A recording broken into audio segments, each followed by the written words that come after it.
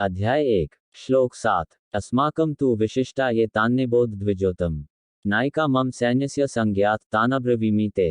अर्थ, हे ब्राह्मण श्रेष्ठ, हमारे पक्ष की ओर के उन सेना नायकों के संबंध में भी सुनो जो सेना को संचालित करने में विशेष रूप से निपुण हैं। अब मैं तुम्हारे समक्ष उनका वर्णन करता हूँ। यहाँ कौरव सेना के प्रधान सेनापति द्रोणाचार्य को दुर्योधन ने द्विजोतम, द्विजन्मा में श्रेष्ठ या ब्राह्मण, ब्राह्मणों में सर्वश्रेष्ठ कहकर संबोधित किया। उसने जानबूझकर अपने गुरु को इस प्रकार संबोधित किया। द्रोणाचार्य वृत्ति से योद्धा नहीं थे, वह सैन्य शिक्षा के गुरु थे। एक कपटी नायक के रूप में दुर्योधन अपने मन में अपने गुरु की निष्ठा पर निर्लज्जतापूर्वक संदेह कर रहा था। दुर्योधन के शब्दों में छिपा अर्थ यह था कि यदि द्रोणाचार्य पराक्रम से युद्ध नहीं लड़ते तो उन्हें मात्र एक ब्राह्मण ही माना जाएगा, जिसकी रुचि दुर्योधन के राज्य में केवल उत्तम जीविका अर्जित करने और सुख सुविधाएं भोगने की होगी। ऐसा कहकर अब दुर्योधन अपना और अपने गुरु के मनोबल को बढ़ाना चाहता था और इसलिए वह अपनी सेना के महासेनानायकों की गणना करने लगा। श्लोक 8 भवान भीष्मश्च कर्णश्च कृपश्च समितिंजयः अश्वत्थामा विकर्णश्च सौमदत्तिस्तथैवच। अर्थ, इस सेना में सदा विजयी रहने वाले आपके समान भीष्म, कर्ण, कृपाचार्य, अश्वत्थामा, विकर्ण तथा सोमदत्त का पुत्र भूरिश्रवा आदि महापराक्रमी योद्धा हैं जो युद्ध में सदा विजेता रहे हैं।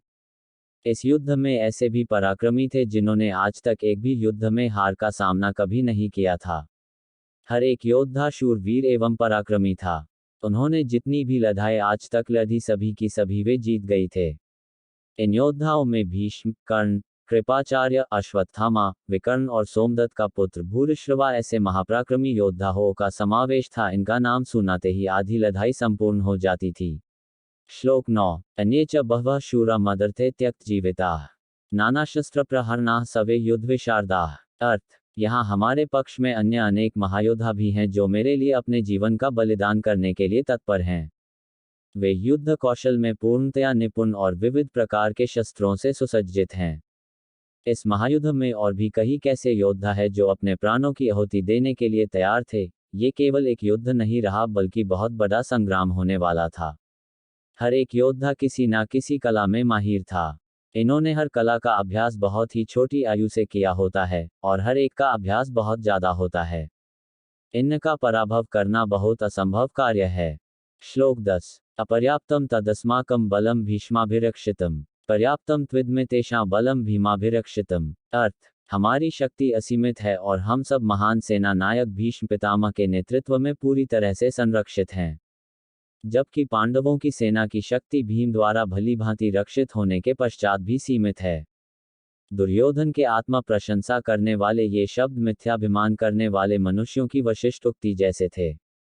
जब उन्हें अपना अंत निकट दिखाई देता है तब स्थिति का आंकलन करने के पश्चात आत्मप्रशंसा करने वाले व्यक्ति अभिमानपूर्वक मिथ्या गर्व करने लगते हैं। अपने भविष्य के प्रति अनर्थकारी व्यंग्योक्ति दुर्योधन के कथन में तब अभिव्यक्त हुई जब उसने कहा कि भीष्म पितामह द्वारा संरक्षित उनकी शक्ति असीमित थी। भीष्म पितामह कौरव सेना के प्रधान सेनापति थे। उन्हें इच्छा मृत्यु और अपनी मृत्यु का समय निश्चित करने का वरदान प्राप्त था जिससे वह वास्तव में अजेय कहलाते थे। पांडव पक्ष की सेना भीम के संरक्षण में थी जो दुर्योधन का जन्मजात शत्रु था। इसलिए दुर्योधन ने भीष्म के साथ भीम की अल्प शक्ति की तुलना की। भीष्म कौरव और पांडवों के पितामह थे और वे वस्तुतः दोनों पक्षों का कल्याण चाहते थे। पांडवों के प्रति करुणा भाव भीष्म पितामह को तन्मयता से युद्ध करने से रोकता था। वे यह भी जानते थे कि इस धर्मयुद्ध में भगवान श्री कृष्ण पांडवों की ओर से उपस्थित थे और संसार की कोई भी शक्ति अधर्म का पक्ष लेने वालों को विजय नहीं दिला सकती। इसलिए भीष्म पितामह ने अपने नैतिक उत्तरदायित्व का पालन करने और हस्तिनापुर एवं कौरवों के हित की रक्षा हेतु पांडवों के विरुद्ध युद्ध करने का निर्णय लिया। यह निर्णय भीष्म पितामह के व्यक्तित्व के विचित्र लक्षण को रेखांकित करता है। श्लोक 11 अर्जुन विषाद योगयनेषु च सर्वेषु यथाभागम वस्थिताः भीष्मेवाभिरक्षन्तु भवन्तः सर्वैः भी। अर्थ, अतः मैं कौरव सेना के सभी योद्धागणों से भी आग्रह करता हूं कि सब अपने मोर्चे पर अडिग रहते हुए भीष्म पितामह की पूरी सहायता करें। दुर्योधन यह समझ गया था कि भीष्म पितामह मानसिक रूप से पांडवों के विरुद्ध आक्रांत होकर युद्ध लड़ने को इच्छुक नहीं है, जिसके कारण वे सैनिकों को वीरता और उत्साह से युद्ध करने के लिए प्रेरित नहीं करेंगे। इसलिए उसने अपनी सेना के अन्य सेना नायकों से अपनी अपनी स्थिति पर अडिग रहने के साथ साथ चारों ओर से भीष्म पितामह की सुरक्षा का भी ध्यान रखने को कहा।